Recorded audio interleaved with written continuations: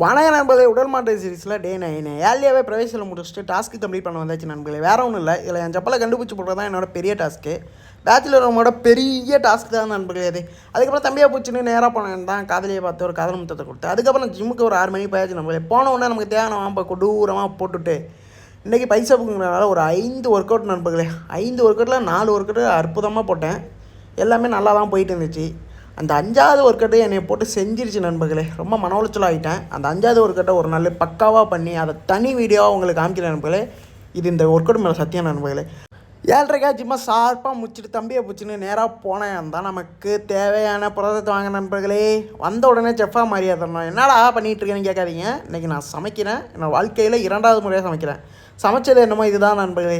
இது சாப்பிடும்போது தம்பியோட பேசிட்டு மன நிம்மதியாக அற்புதமாக இருந்துச்சு. பாருங்கள், அவன் தான் நம்ம தம்பி ரோஷன். அப்புறம் நைட்டுக்கு பிரெட் ஆம்லேட்டோட கருப்பு காப்பியோட கதையை முடிக்கிற நண்பர்களே.